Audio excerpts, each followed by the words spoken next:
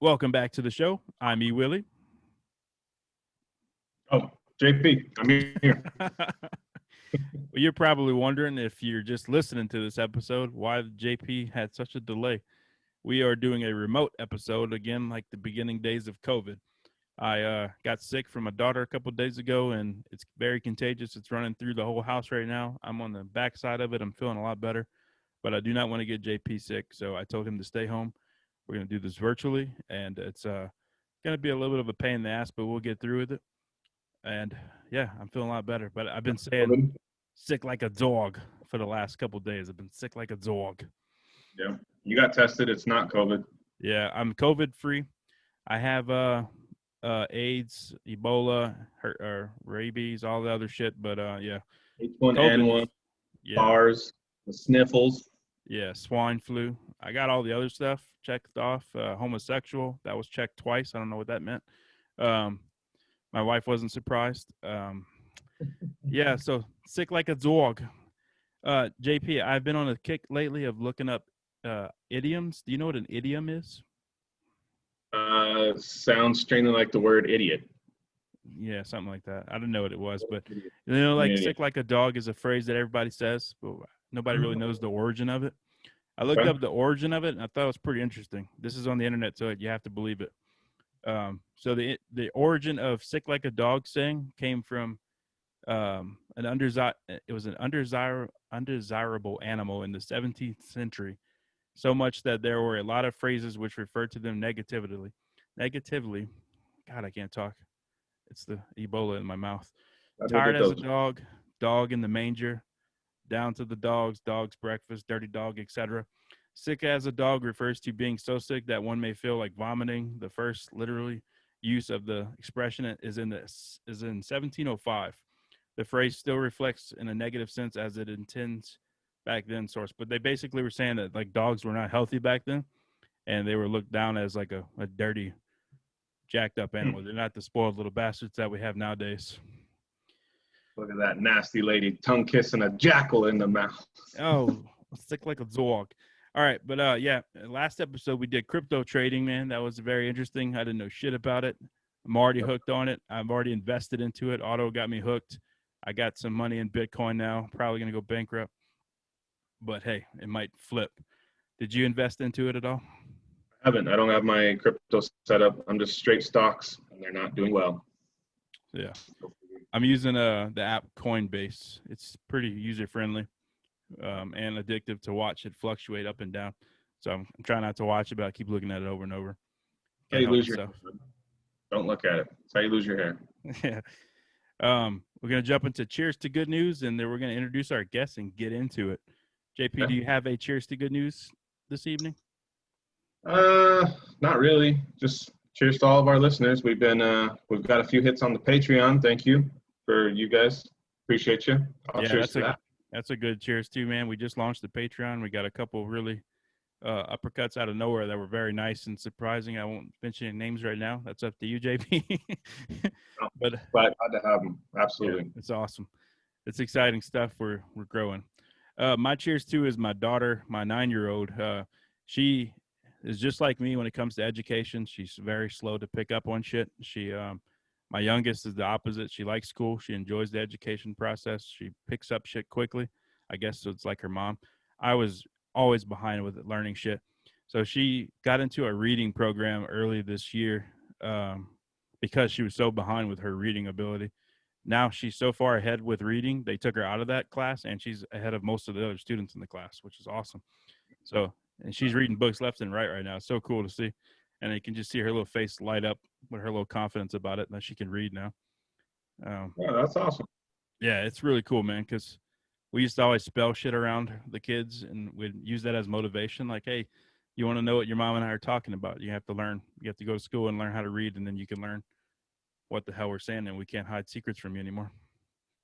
Yeah, next time I see her, I'll cheers to her and we'll shotgun a beer or something. My 9-year-old. Cheers to Texas and Mississippi for releasing the mandate on the mask shit too, man. I'm not sure More than where that, everybody stands with this, but I'm so tired of this mask bullshit, and it's time to move on. People, come on, let's all do it. I know our state's going to be one of the last ones, unfortunately, but Yeah. I think Florida's on board. Alabama's on board. Talk of Salt Lake City's on board. There's a lot. It's coming. Yeah. It needs to spread quickly. Mm-hmm. All right, let's get to our guest tonight. We are doing a virtual episode. JP is out. If you're listening to this, it might be a little bit of a pain in the ass, but we're going to try to make it work. JP and I are going to signal to each other when we want to talk with love signals and hand signals and things that we practice. Yeah, buddy. Yeah. Our guest tonight, you may have seen him on the hit series on Netflix right now, the mini documentary Crime Scene, The Vanishing at the Cecil Hotel. He's also one half of the Armbar Podcast, which is a new one that I'm digging. Please welcome to the show, Knocko Nolan. What's up, fellas? I appreciate you having me on. You guys have a really interesting platform. That's not my normal range of listening, which makes it even more exciting. So get back to my roots. Yeah, that's good. Glad to have you, man. Appreciate it. Yes, Yeah, sir. so one thing I want to get out the way first is the nickname Knocko Nolan. Where did that come from? It's very interesting sounding. Yeah, it came from my love of Jaws, the movie, obsession with it. It's a real granular line within the movie with Shaw when he's going through his USS Indianapolis speech. So it's like a little Easter egg in there, and it just kind of stuck, decade plus ago. So just kept it going. It's a b-boy name. You have to have a street name, Yeah, New York stuff. I like it, man. I was looking through some of your social media. You've trained with so many awesome jiu-jitsu guys, dude. I have a man crush on like everybody you trained with. The Gracie brothers, Jocko. You've trained with so many good people, man. Dean Lister. It's awesome. So when did you get into jiu-jitsu? I got into jiu-jitsu probably been about 3 years plus now, on and off. So yeah, it's been pretty fresh. I wish I got introduced to it formally in 1996, so like 3 years after the UFC first kicked off, and I wasn't ready for it. I came from like a boxing background, so it was like seeing something from an alien invasion or whatever. Just I couldn't understand it. I wasn't ready for it. So it took maybe 20 something years, but now I'm fully engulfed in it. So, and I love it. I think it's great. Yeah. And in your defense too, that jiu-jitsu back then was so new to the mainstream stuff that it wasn't the easiest to be taught back then either. Now they've come down with a great way to teach, like the Gracie brothers with the combative system. I believe that you're in that lineage. Are you training with the combative system?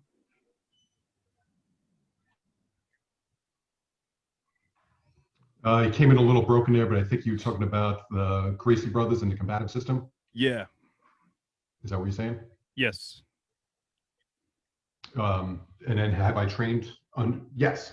Yeah. I think it's a really good system, especially for any age from 20 to 50 to 60. The way it's really university level. They call it Gracie University, and it really is like that. It's you take you from a freshman to a sophomore to a junior, and then just progress with so you could make it more of a practice that's for a lifetime, not for, hey, we're going to throw you to the wolves like other places, and then you either make it or break it.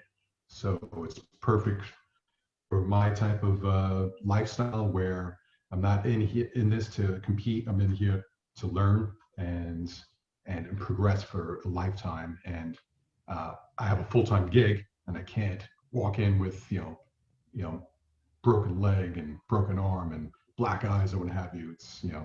It's I'm an enthusiast, but it's something that's essential to my job and my life in general. So it serves many different masters, and can't say enough about it. It's more, especially in this COVID era, I've obviously done a lot less than I was prior to, but it's affected everything as far as the way I speak to people, what I eat, what I say.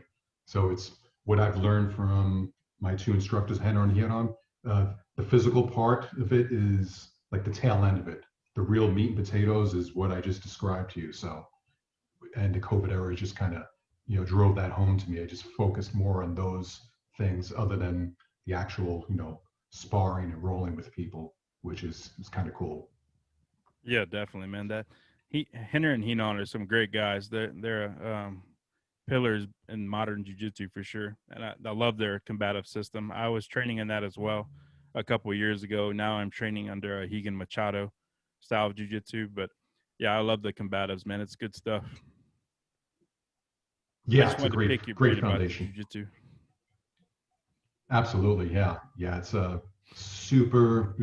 I just kind of stumbled upon them. I didn't, when I picked a place, I just was just kind of, going through Google and, seeing what was out there, and I just happened to live like a block away from the first, what's called the Gracie Garage, pretty much the first place that Brazilian Jiu-Jitsu was taught in America, Yeah, and that was that's by awesome. their father. So it's like once I read that, I was like, okay, that's destiny right there.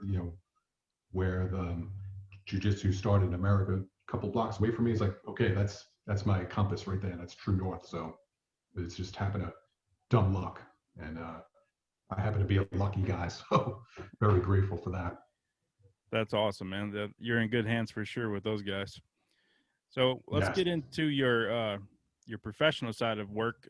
The stuff that we booked you for is this documentary on Netflix. If anybody hasn't seen it yet, you probably don't want to hear this episode yet. Go watch that documentary and then come back and listen to this episode, because we're probably going to spoil some stuff. But it's done very well. Mm-hmm. It's more my wife's kind of thing. She likes this crime scene stuff a little bit more than I do. She's obsessed with Snapped and ID and all the stuff that all the women are nowadays. But it got me hooked too after just 30 minutes. JP is the one that recommended it to me as a Netflix watch, and my wife and I just powered through all four. I think it's four episodes. We did all four of them back to back. Yeah, man. I seen the. What you're saying is JP is the more. Was that? Yeah, I guess so. JP's the woman in our. I was saying so. What? I was going to say he's the bottom. Then is what you're saying. He's a power bottom. Yeah, it's. He knows it. It's okay. It's funny that you mentioned that. Hey, we accept everyone here. It's funny that you mentioned that, though. That how much females are obsessed with true crime. They're like overwhelmingly. That's the demographics they're looking at, and it still befuddles me. It's like, why is that? I'm still trying to get to the bottom of that. I've heard different answers from different people I know in my life, females, and it's just fascinating. So yeah, you're right on about that. But even my mom, my grandmother, they were all obsessed with all the crime shows. So yeah, that was actually a big topic I want to go into tonight with you, because that's your whole world, man. I'm not sure you have a girlfriend or you're married or something, but the women come after you. You have a girlfriend? Or the women are like a magnet to you because you're in that line of work? You know what? It's after this show, my LinkedIn turned into like a Tinder account.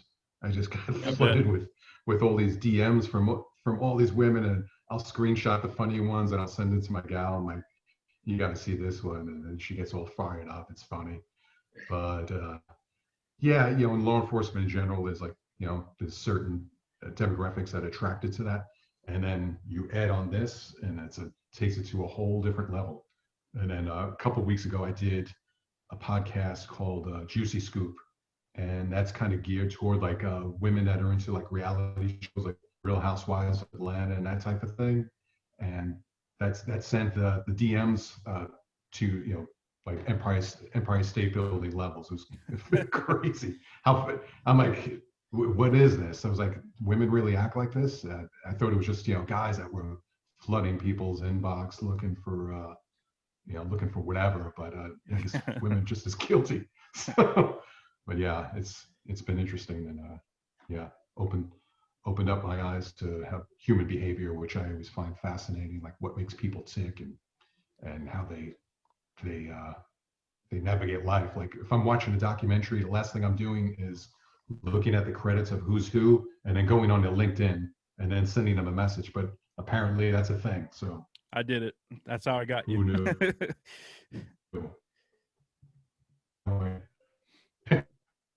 Well, yeah, it's, or podcasts, I totally get that. But just to try to start a relationship, I mean, I don't know, Yeah, that's that's bizarre wild to me. for sure. Well, what Yeah. do you think it is? What's the psyche with women with that? Because my wife and I talk about it all the time. Like, what is it that women have that are just so drawn to serial killers and murderers and crime scenes and all this stuff? Some kind of primitive thing? You know what? I think there's like a little segment of sexual, like a not perversion, but it's not perverted. I mean, whatever floats your boat. But I think that thing of coming close to death arouses people for some reason. I guess it's Yeah. kind of like, me wanting, jumping out of an airplane. I'm close to death and I want to do it.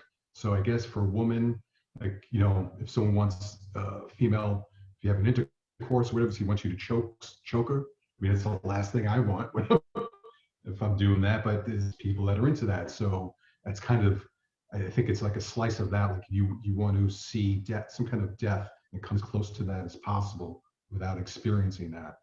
And I think that's just another component of, of humans, of the human race pushing the envelope of, what we could survive and what can make us thrive. It's, I mean, seeing the moon and saying, oh yeah, I mean that cockiness of, yeah, look, oh, I can see the moon, and how do we get up there? What can we do to push the envelope of man's capabilities? I mean, it's, when you think about that, you're like, that's insane. Why would you want to go up there and then make that happen? So I think it's just part of our evolution of survival is Yeah. what I come up with. Yeah, I heard something recently where people were talking about this, and they were saying something I never thought about with it. I thought was interesting that men typically have a more of aggressive gene in them, and we're the fighters, the conquerors, basically back to our primitive state. Women aren't that way, so that Mhm. they don't have that side of their body or their makeup in their mind. So they're fascinated with seeing people snap and go to that level, and they want to like experience it through entertainment in a safe way. And it's just like a magnet drawn to Mhm. them because they don't have that makeup mentally. Because it seems like you would know better than anybody. It seems like most criminals that are killers are usually men for the most part, but that's just my Right. ignorant opinion. Is that true? Oh, absolutely. But then the interesting thing is, like, nothing can make a man snap faster than a woman, Yeah, especially someone that's very close to them. I mean, they know those details that will get under your skin and make you do the most horrific things. And I've had to, see the aftermath of that, unfortunately, through, murder, attempted murder, kidnapping, domestic violence, and what have you. And just not even laying a hand on a man. Women's words are like just like a sword going through through people. So it's interesting, that they make up for their maybe lack of strength compared to the other opponent, mm-hmm. and do it verbally and psychologically, and rise to that occasion, and just, could just body a man until he just loses his shit and performs horrific acts. So Right. I think you're right. Yeah, something else that goes with that's always I've always hear people like, man, how could they do that to their wife, or how could they do that to their family? Because that's the people that they love. Or but the thing that I've always countered that with is like it makes sense in my brain, which this sounds make me sound bad, but like if it's the person that's the closest to you, that's the one that can do the most mental damage to you if they turned on you in some kind of way or verbally abused you or something didn't set right or they cheated on you. That's the one that would hurt the most because they're the closest to you. So that's going to make you in turn lash out the craziest that you wouldn't do to an average person. So I've always thought that that's something I don't understand why most people don't get that, but that seems like that's a common reason for why people would do the craziest shit to their loved ones or something like that too, because it hurts. It's so close to home. Do you see that too? I, Absolutely. And I think a lot of the reason why is you can get away with it. I mean, you can't get away with saying some crazy shit to a stranger on the street or doing something to them like you can in your home to your loved ones, kids, wife, whatever, parents. They're more forgiving, and unfortunately, and that can have disastrous results as opposed to somebody on the street. And then that translates even more to, the online nonsense, like the stuff people say to each other online, they would never say in person. And the barometer I always say is, would you do that to me in an elevator with just a loan? And if you would, hats off to you. But more often than not, you wouldn't. So don't say it. Right. Yeah, that stuff's so interesting to me, man. I have a good friend of mine that's was a homicide detective. He works in narcotics now in Louisiana. And when I first found out that that's what he did for a living, I was like, dude, I have so many questions for you. This is such a fascinating line of work. That's crazy that you do that. So I could pick your brain all day, but I want to give JP a chance to talk to. I'm a bit of a motor mouth. Yeah, I mean, just like I just want to kind of hear the story from the beginning with the whole hotel. I followed the story a little bit, and from what I've seen in the documentary and whatnot, it's super interesting. I remember seeing the video a long time ago, actually, and they just kind of played it off as, oh, paranormal. This girl is possessed, and check out this video. And there's a lot more to it after I seen this documentary. So I kind of just want you to go kind of from the beginning. And what do you think? Is it legit? Is she just nuts? Did she get possessed? Like, what's the scoop? Yeah, you come in kind of broken, but I think the gist of it was what you were saying is the Elisa Lam case, like a summary of it, right? And it's funny. I mean, it's a 4-part series on Netflix, but it could be. Unfortunately, it's just an everyday occurrence. Where we are in society, we're kind of over-medicated, over-prescribed nation right now, and a lot of things are being altered in people's brains. And one of the side effects is being, of bipolar, is having all these episodes. And when you're being prescribed these medicines, and then you're in these, you're feeling good for a while, you're on you're on a winning streak, and then you say, man, I don't need these meds that make me whatever side effects, sleep, drowsy, lethargic, what have you. So I'm going to ramp it down. And then what people don't know is, how to cycle off that properly. And if they can cycle off of it, a lot of people can't. So seems like Elisa was cycling down and was having some major episodes with that. And being alone in a major city with a lot of major problems, she didn't have that family support system or any friends around her to keep her in check, which is unfortunate. And I think if she would have had somebody next to her that recognized these things going down, none of this would have happened. So long story short, he's cycling off meds, he's going into, these psychotic episodes, and she had a history of secreting herself in very small places. So it wasn't the first time. So as you can see in the elevator video, she's acting bizarre and doing things, and you can see her hand movements. When you're under that influence, you lose your fine motor skills.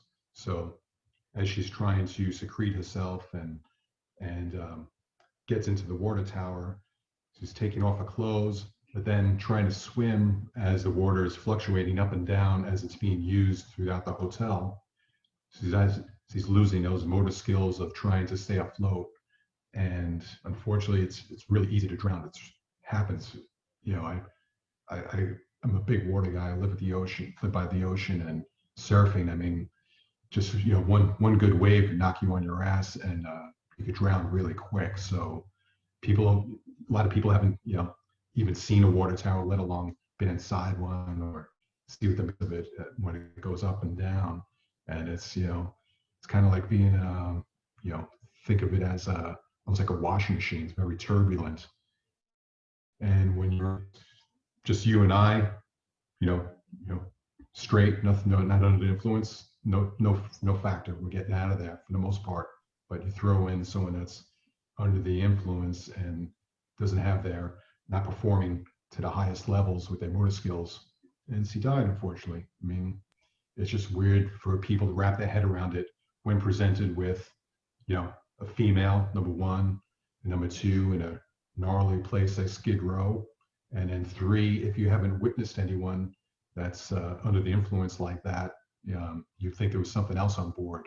So the people that, like in my profession or in a city like that, where you come in contact with a lot of people in those stages of life, you're just like, oh yeah, that's what happened. You accept it. And but if you haven't, your mind's hasn't recognized those facts in life before, and they haven't witnessed that. So you have to think that there's something more to it. You're like, oh no, LAPD's hiding something, or someone tampered with the video, or there's something else, because it's not adding up in my mind. And that's humans. We go pretty much by pattern recognition, and that's where the conspiracy theories float in to fill those gaps. So that's my take on it, of where other people are coming from, and then what happened. Right, and that's some of the things that I want to bring up. Like there's the second foot that's in the elevator video. There's the address that tied back from the bookstore to where she was buried. There's the tuberculosis thing that they think came from Canada. And what else? There's a couple of things. What about how did she get the lid back onto the tank when she was already in there? That was miscommunication. Our public information officer, who's putting out the details, he's not an investigator. He's just a spokesman. So when you're getting bombarded with lots of questions and you're up for who knows how many hours, and he made a mistake by saying it was down, but in reality it was up. So he never closed it. Dang, that was my one thing that had me a believer, that was thinking like, there's no way then. Like if the lid is on, there's no way. So I guess that settles it for me. Damn, I was a true believer that there was something else. The tuberculosis thing is so crazy to me. That was one that was my lid on the tank for me. That I thought that was such a crazy coincidence. What's your take on that? I mean, I was shocked that people found that out and put 2 and 2 together and just put these details on there. I would never think about looking up zip codes and getting that much into the weeds, and bravo for people to put that together. And I mean, nothing really to explain. I mean, it's, one of those things that if you're going to look, you could look for a lot of things, and a lot of things will be discounted. You could equally look up whatever detail that's in the case and try to put something together, and it's not. But if you look up, enough stones, you could tie enough things together and then say, what about this? So who knows? I mean, at the end of the day, the way I approach cases, even though that's my assessment of what happened, unless you were there, personally and saw it, we're all guessing for the most part. We're just making educated guesses. So I go into investigation, don't rule anything out. You run down every viable lead and keep an open mind, and don't lock into a theory, and and make your best your best judgment call with as being as honest as possible, opinions that you're giving. So. Yeah, for sure. With my own personal experiences with crazy medications, of coming down from them and trying to get off of them, they want to try a different one on me, and I'm going through the withdrawal process of just all that stuff.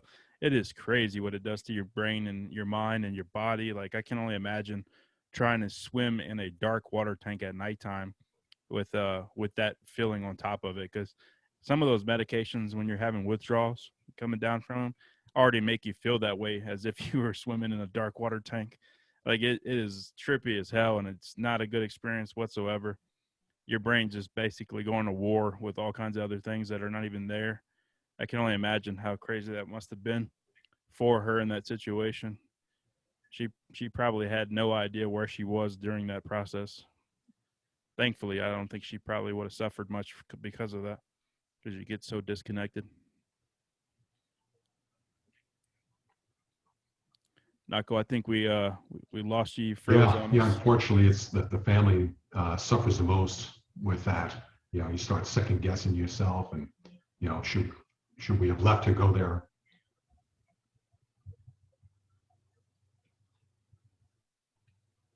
Are we there? Okay, I can hear you. Can you Okay. hear us? Your Yes, picture I got froze, you. but we still have your audio. Okay. Yeah, I got you guys loud and clear. Yeah, unfortunately, probably she didn't suffer that much, maybe 10, 15 seconds. But the pain that her family, that's the real pain, is the family and friends that second guess themselves and have guilt of, should we have let her go by herself? Why did we, talk her out of it and what have you? What could I have done? That's the stuff that lasts a long time on people's shoulders, and then the press attention, of course, is never a good thing if you're trying to forget it. So it's a tough scenario all around, but hopefully, the point, I think every documentary should have a lesson.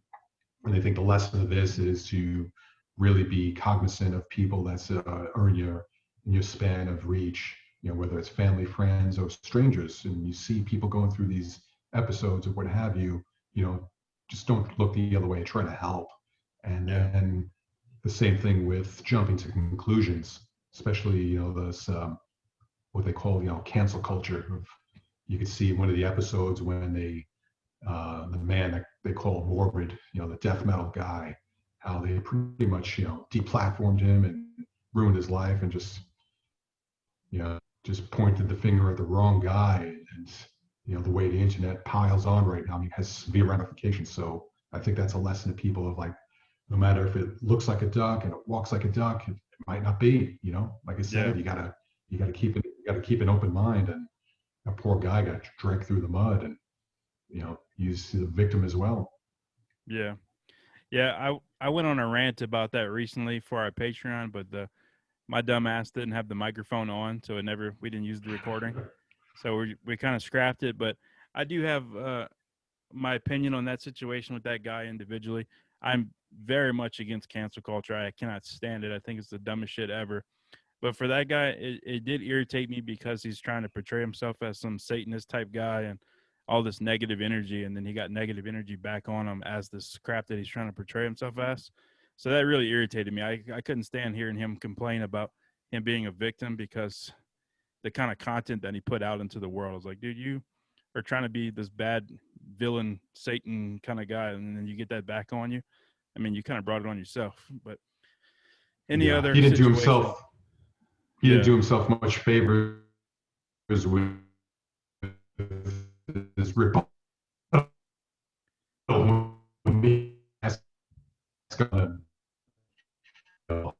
Whole voice things, like a normal guy. This isn't my thing. It's just acting this out. I think it had a different outcome for him. But when you put on the mask and kind of push the envelope somewhere, not the best tactic, my man. Yeah, for sure. I wanted to ask you too, I totally hear what it is. I'm sorry, Knocko, you broke up on that last statement. Can you say that again?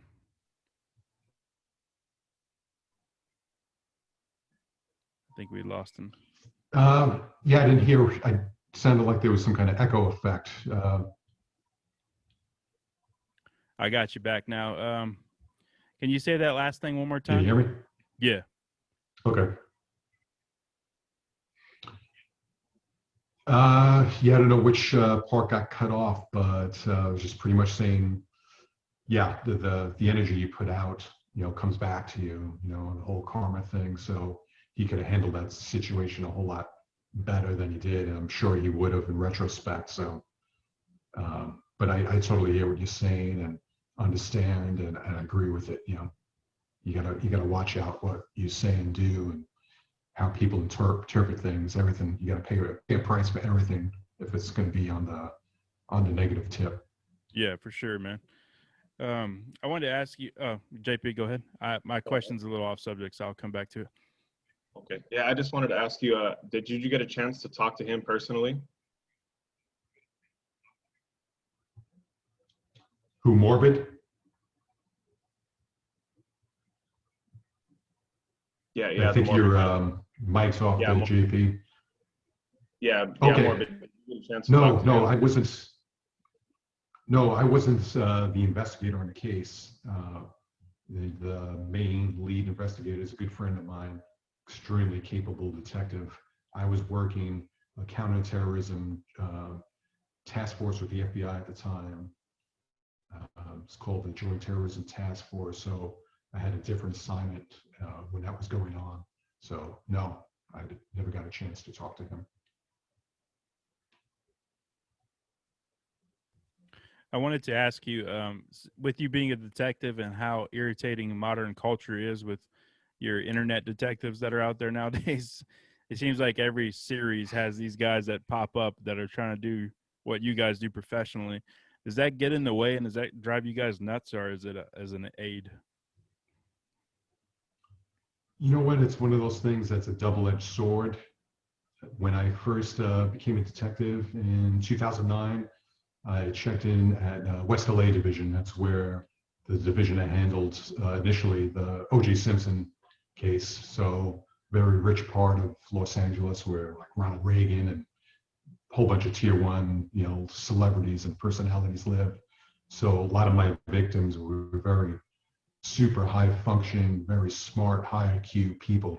And so a lot of the crimes that I was presented with, a lot of these people wanted to help, and they were very savvy. And I, the staff of CAD, went to the ceiling here. So you got to triage things of importance and what you can really lay into. So when people try to help out, and especially on their own case, I was all for it. I'm like, please, because we don't have an analyst. It's not like, like where, you submit evidence and you get it back within 24 hours, or you have a whole team behind you. If you have another partner that's helping you out, that's a luxury. So if the public or anyone else out there on the internet gets submit tips or what have you, I'm all for it. But the downside of that, on the flip side of that, is you can get overwhelmed with information, and then it can take you all over. And then if certain theories start trending and you're not addressing that, or you laid it to bed, now all of a sudden you're not looking into that, and now you're covering up something. So, Oh God, it's a good and bad thing at the same time. So, but that's the world we live in. We can't change it. We have to accept it, and I'll accept it. right. Man, I can only imagine how frustrating that would be. I have so much respect for you guys and what you do, because I know I could never do it. I would lose my mind doing it. How do you handle sleeping at night? Do you have any issues with all the dark stuff that you have to come across, or are you able to separate it? You know what? It's sleep's been a big topic in my life for the last couple of years. Got this ring, I don't know if you could see it, an Aura ring, where it monitors your sleep patterns. So as I've delved into more of, try to correct, bad sleeping behavior and dreams and nightmares, and how to, mitigate those things through, better health and performance, really cognizant of improving my sleep the last couple of years. So, so the more sleep, pretty much the bottom line is the more exercise you do and the more sleep you get, the less nightmares and nasty stuff going on in your mind that you'll get. It's usually when you're fatigued and not living a healthy lifestyle, those things seem to amplify. So Wow. if you could bring down the booze, whatever, smoking, food, negative thoughts, that would decrease things. Won't evaporate, the bad things that you've seen through your life, but it'll definitely temper it. So, and the same thing goes for, you have like your physical diet of what you're eating, but also what you're ingesting.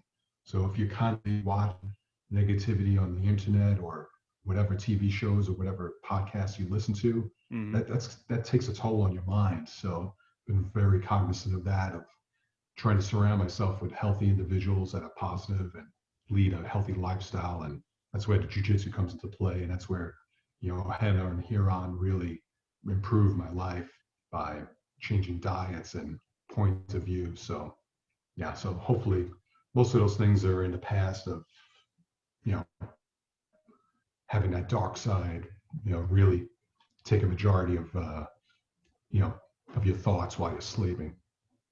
Yeah, man, that subject is so fascinating to me, and I've been having a lot of personal issues lately with having nightmares. Like my nightmares are so damn long feeling, and they're exhausting lately. I'm like, I dread going to sleep at night just because it's so exhausting to deal with them. But what you said about the health, I'm not working out anymore. I haven't done jujitsu in almost a year now because I got laid off. So all those kind of non-essential hobbies got pushed to the side. So I don't have jujitsu in my life. My diet's terrible, and I'm heavy. I'm fat right now. Yeah, I'm not working out. So all that stuff makes sense. I need to do all those things and see if that makes an improvement, because that all correlates to the time frame of not having that stuff around, and now I'm having like a lot of bad sleep, bad dreams and stuff. It's just like wearing me down. It's really interesting. Absolutely. Absolutely. I mean, the mind body connection. I mean, that's everything. So bad in, bad out. So, but Yeah. the good thing is that you could change that tomorrow, just simple jog, 10-minute jog. And then next week, 20-minute jog. That's it. You could do it. It's simple, not easy, but it's Yeah, for sure, man. Just need to suck it up and get it done. I want to talk to you about Skid Row too. That's another fascinating area to me because I'm from Louisiana. I'm from like the Gulf of Mexico, basically. JP's from Wyoming. My only experience with like homeless people was basically in New Orleans, which has got a decent amount of homeless population as well. But there's nothing like Skid Row. When you Google image Skid Row, how crazy that is. What is it like working around that in law enforcement? And are you even able to go to calls if they're in that area, or is it not even worth the time? How does that work? I mean, it's working over there. I mean, it can be really depressing, but at the same time uplifting. Because whatever bad day you think you're having, and then you see the individuals that are out there populating the streets, you're like, my little problems, exactly that. They're little problems. My worst day, those people would beg to have my worst day. So it gives you a real good perspective on what's really important in life. And right now, just having a good loved one at home, my girlfriend, and having a cat, a job, and a decent meal, I'm set. And the people that we interact with out there, I mean, they have none of that, and it's a shame. And it could be very disenfranchising working down there because it's really shoveling shit against the tide. But it's like you know I think of it just a block of time. So if you can clear out maybe a half a block of whatever crime that's going on, mission accomplished. Or one person that you're looking for.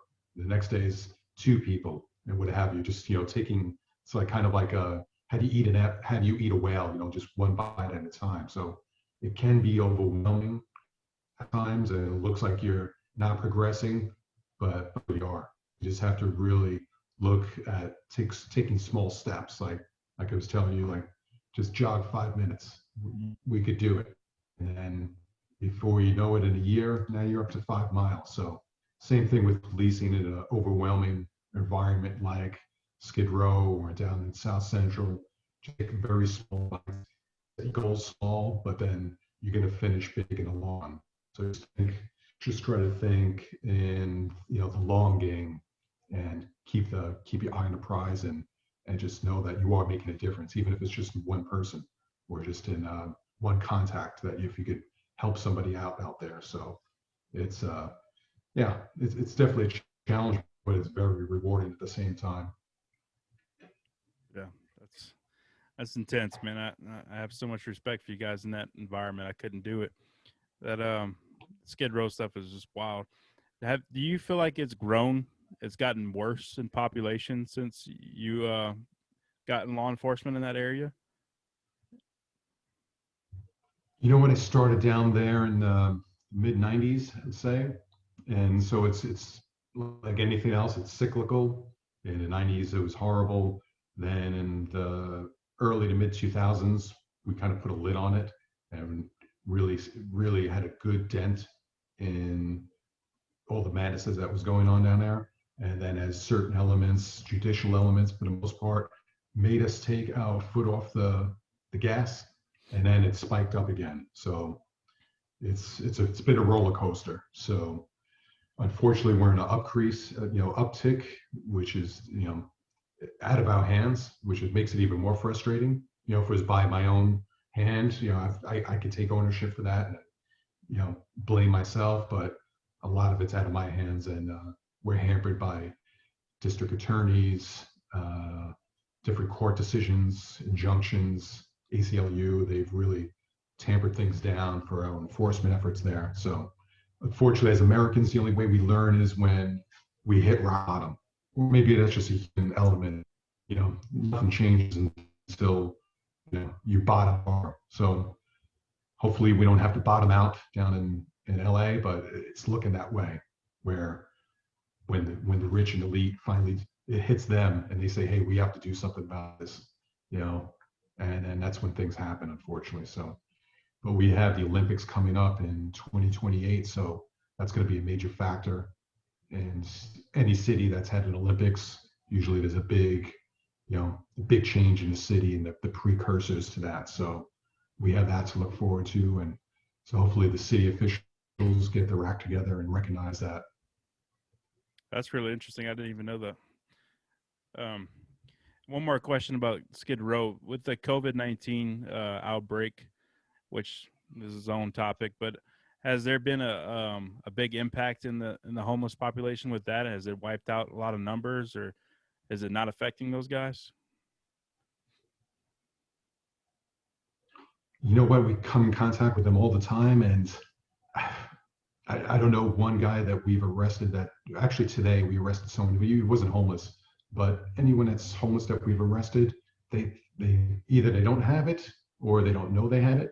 I mean, when you're constantly high and I'm assuming you're feeling like crap all the time, something like that entering your system, you're just going to think it's, part of, everyday living. But yeah. As far as like a body count, I haven't seen the numbers go up as far as deaths from directly down in Skid Row. And, but I've seen the effect of homelessness spike, like the minute COVID hit. I mean, it was like within weeks, the homeless population was skyrocketing, and it wasn't just in Skid Row. It had, all across LA County, which, Wow. like, the area I live in, there was like very little homeless people. You'd have like traditional like beach bums, just the usual alcoholics, super tan, bulbous nose, those type of guys. But then once COVID hit, we started getting people we've never seen before, running around the streets. So yeah, it was pretty quick within a couple of weeks of the lockdown. So Wow. hopefully, I don't know how they're going to walk this back, but it's getting to a breaking point. That's crazy. JP, you have any questions for him before we go into 6 questions?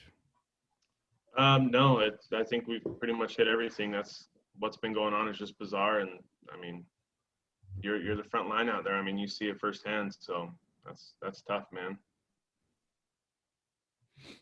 Yeah. It's hard to even put into words what you guys are going through out there. It takes special people to do what you guys are doing, though, for sure. We're going to jump into the 6 questions. Yeah. Then we'll cut you loose, my man. Sounds good to me. You were going to say something, Knocko? I was saying I nothing special about me, but I definitely work around some very special, talented people. I mean, we got guys out there, PhDs, law degrees. I mean, wide, diverse group of people from all over us. A lot of military vets. So I'm blessed to work with some great people. I'm just a peon out there compared to the talent we have in the streets. So it's definitely a pleasure and blessed to be part of the organization that puts that type of talent on the streets, and just a lot of people don't know about it, So that's why I'm here to put a different face on it. That's different from the usual people that you see that represent the organization that really don't represent the organization. It's kind of like our president on down to, congressmen, senator, we have nothing in common with who the real people are of this nation. So it's the same thing in the police world. Those chiefs of police and police commissioners, that's really not who we are, and that's not what we're about. So that's my goal is out here, is to put a human element to it and tell you the truth of what's really going on in the streets. That's awesome. All right. Number 1, if you have the power to make one law, which law do you create?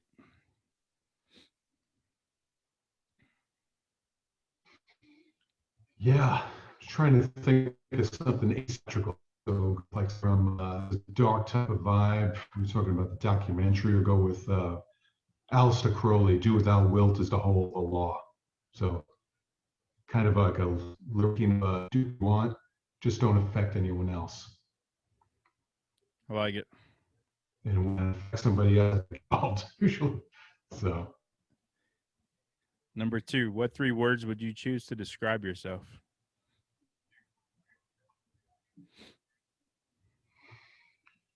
tough one. I try to be resilient. So I'd go with that. Try to stay humble. That's the goal. And definitely always curious, trying to, rack up as many hobbies and talk to as many people from different types of backgrounds and countries, what have you, and experience as much as I can. And each day out here is a gift, especially we see that now in this era that we're living in. And definitely working in Skid Row, I mean, life is short out there. I mean, and everything can change in a blink of an eye. So staying curious and experiencing it all. Yeah, those are dead on for you, man. I think you pretty much have to be resilient to survive in your line of work. Number 3, what do you want to be remembered for? I think my greatest superpower that I want to be remembered for is just being a great friend, trying to always be there for my friends and family, and just trying to be that rock.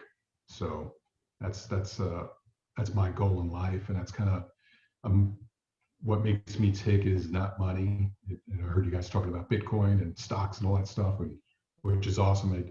My brain doesn't work that way, and I can't wrap my head around that. But my goal, or my goal, I should say, is really good, deep wealth of friends from all backgrounds, from top to bottom, rich and poor, and the good side and the bad side of life. So that's what I try to focus in on. That's awesome. Yeah, there's nothing like the friends you make in jiu-jitsu either, man. There's nothing that you can compare it to, I think, in this world. Simulating, strangling each other and not doing it, and all the different types of people that jiu-jitsu brings to the table. It's an awesome place to meet people. So just that alone, and then what you do for a living, I can only imagine. Yeah. The cool people that you meet. Absolutely. Religion, politics, that means nothing when you're on the mats. It's just, two guys going at it, and after that, you have a big old smile, and you pat each other on the back, fist bump, and then you go into the next thing. So it's a great leveler of tune out all the nonsense in our lives that's going on that really doesn't mean anything at the end of the day. Yeah, 100%. Number 4, what is something you like that most people don't know about you? Yeah, I was trying to think of something cool, but I just have to go with something self-deprecating. My funny that I pamper myself in the shower. So I have like all these accoutrements that keep myself clean. Work in a nasty environment, I try to, scrub every body. So she calls my showers princess showers. She says I treat myself like a princess in a shower. So yeah, I don't think too many people would know that have. That's awesome. That's a perfect answer. Special things, rub brushes, and. Are you a germaphobe, or are you just like a nice fancy shower? No, I kind of used to be, and then as working in a place like we do, you just got to throw that away. You just got to deal with it. When I first checked in there, one of like the OGs I met, he said, "Hey, nice to meet you," blah blah blah. He said, hey, within 3 months, you're going to be the sickest you've ever been in your life. And he goes, and after that, nothing will ever touch you. You could, you walk through fire, literally. So I was like, oh, wow, great. This is what I get to look forward to. And sure as today, 3 months later, I never took sick days. Like, and if I did, I was recovered within a day or two, tops. This time, it took me like a week of sick days. I was kind of like what people described like COVID. I was out for like a week. I mean, I couldn't get off the couch. And then after that, I was fine. So before that, before we frisk people or, go into places, kind of glove up and, take precautions. After that, it was like a free for all. It's like no safety precautions whatsoever. It's like, this is what we got to deal with. I'm jumping head in. And that's, it's worked for me since. So, but yeah, it's kind of more of like a luxury. Taking long showers and stuff. It's like I get up at 3:45 every morning, so I don't have the luxury of doing that. So my days off, it's kind of like a nice release. I'm just taking a shower without, looking at the clock. I got to be out the door in less than a half an hour. So that's where that was. Are you doing it with music playing too and candle lights and all that?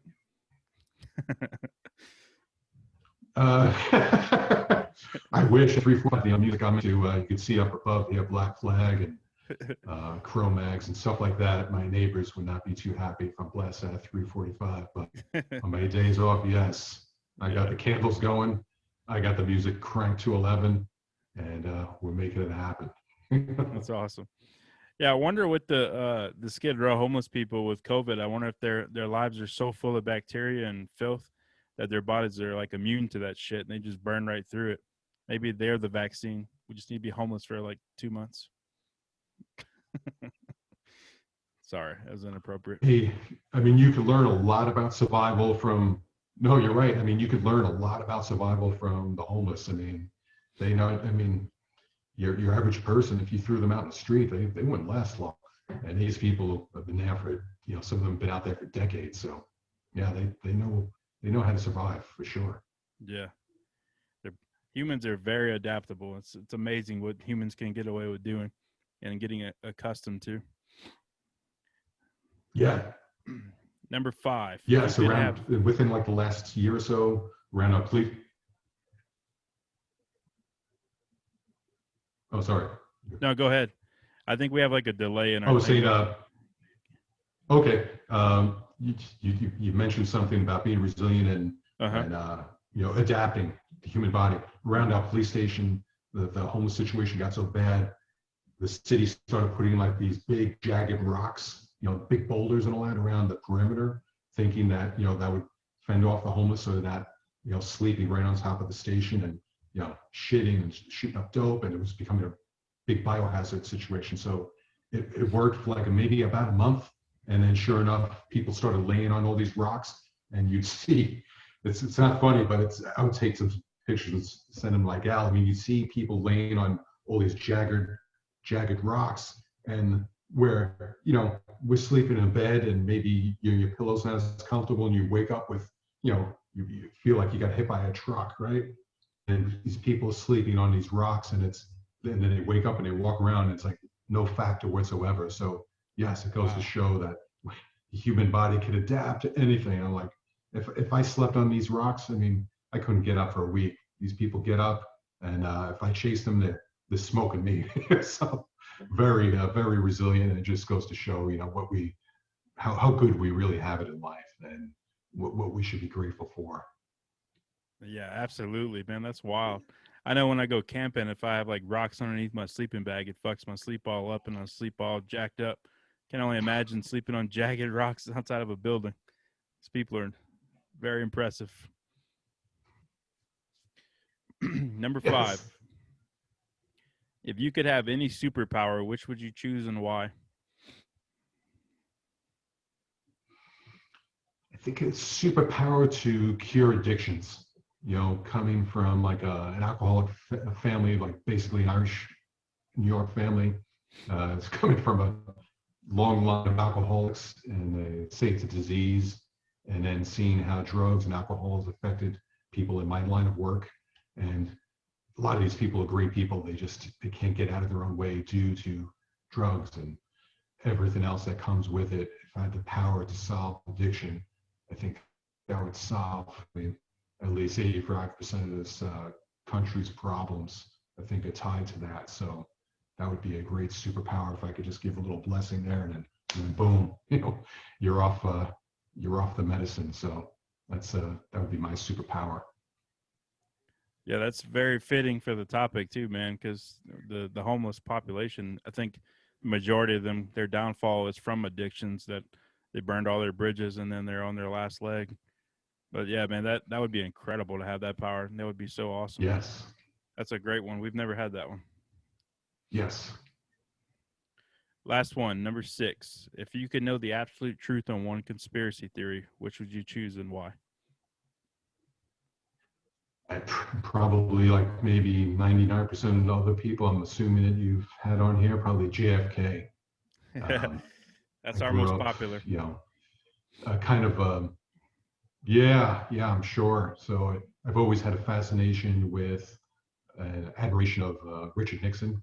I've always kind of been drawn to like the anti-heroes, flawed individuals that kind of overcame and persevered. So Richard Nixon, G. Gordon Liddy. I was always fascinated by the whole Watergate scandal. So that all has, tie-ins with, JFK assassination. So yeah, so through the years, I've gone both ways, thinking it was, the lone gunmen to, a conspiracy of, what have you, of whoever, whatever you want to lay your hat on. So I really, really would love to find out that answer. And I was hoping that, remember, Trump was toying with the idea of declassifying all the JFK files, and unfortunately, like a lot of other things, he didn't come through. So yep, that was, I don't think we'll ever see that happen in, I don't know, my time, but yes, I definitely want to know who took those shots.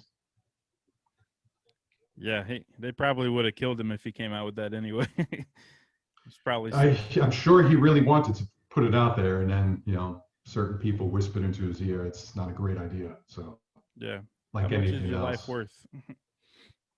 Yeah. So it's crazy times, but that's one of my biggest things is I love the truth about crazy situations, and I cannot wait to know the truth about all kinds of sorts of things. Like I hope when our time is up, we do get to see the truth about things and the reason for life, everything. If God's real, all that good stuff. JFK, everything. It would be so fascinating to know all this stuff because it's out there. It is. When I was a kid, my old man used to watch. Remember that show In Search of with Leonard Nimoy? Yeah. Did you ever see that show? I remember that. Yeah, it might be a little. Yeah. JP's a little young for that, but yeah, that was kind of like the first like mainstream TV show that addressed like all these conspiracy theories. So, like I said, I was going back to my roots, looking at all these things again. So it's kind of cool. So that's what kind of sparked my fire and exploring all those different avenues. So yeah, he's a strange looking cat, man. Leonard Nimoy. I think, is he dead now? Did he pass? I think he did. I think he did. Yeah. He looks like an his alien. Yes, casted him perfectly. His Star Trek was invented by an LAPD sergeant, and Leonard Nimoy's character Spock was based on the chief of police at the time that sergeant worked for. So wow, that's really cool. There. Yeah, I never knew that. That's awesome. That's pretty interesting. That's cool. Yeah, not a Trekkie, but just another layer of interest. Yeah, I'm not either, man. I never could get into Star Trek. My father and my brother like it, but I've always been a Star Wars nerd, and I'm good with that. I can't get into Star Trek. Yeah, I was just telling someone the other day, I don't have the Grateful Dead gene, I don't have the Disney gene, and thank God for that. And then I can add in the Star Trek gene. It's no offense to those people, but yeah, it's a scary world. They go into it deep. It's a different breed, man. Yes. Well, Knocko, we'll let you go, man. I want to plug your stuff too, and I want to thank you for coming on. I reached out to you, and you got back to me right away. It was really cool. I wasn't expecting to be able to get you on that soon. We'd love to have you back on sometime too when we have a more normal setting here. And thank you for working with us on this technical difficulties. Where can our listeners find you and support any projects you have going on? Yeah, you could check us out. Have a podcast called the Armbar Podcast. So you can check it out on iTunes and Google Play, all that good stuff. It's a podcast in which we delve into mainly 3 different areas, law, military, and jiu-jitsu, and then kind of find a nexus of guests somewhere in that space. So if you're interested in any of those topics, we keep it lighthearted about serious topics. So we have a good time with it. And so you look me up there. And as well, if you have any questions about law enforcement or whatever, jiu-jitsu or whatever you think of, and just want to say what's up, but no LinkedIn with naked pictures and cell phone numbers of ladies and all that stuff. I got enough of that. I don't need it, but I got my gal. She's had a fill of it. But yeah, you could hit me up on Instagram at Knocko, KNOCKO, and same for Twitter at Knocko Nolan, and continue the conversation on the interwebs. Cool deal. But it's been great talking with you guys, meeting you guys. Maybe we could do it in person once this COVID stuff is over. I've got some friends out in Denver and like to link up with them one day. And I only spent a layover at DIA, I think it is. And I went to see those the murals out there, like the what do they call them? Like the apocalypse murals. Yeah. But they were outside of the TSA's magnetometers and all that, so I didn't feel like dealing with TSA, and so I'll have to come back and make a point to see that, and then the underground tunnels and what have you. So love all that stuff. So yeah, we do too. We're gonna we'll get to roll in the future. Yeah, man. If you come out this way, come out to LA, hit me up. Yeah.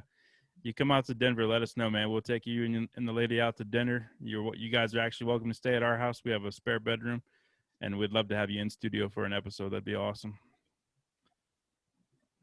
I appreciate that. Thank you so much for coming on, Knocko. Everybody, go check out JP, TOT JP on Instagram. I don't think we have a social media for the podcast anymore. I got rid of Facebook, but I'm at Real E Willie on Instagram, and we're on YouTube. Go leave comments. Send us an email, truthertheorypodcast@gmail.com. We have a Patreon now. We got all kinds of stuff. We have a merch store. Go check it out. It's all there on YouTube or on our Truth or Theory Buzzsprout page. JP. Whoa, whoa, Pack. Yep. Woo, woo. We did it, brother. We did a remote episode. It was rough, but we got it.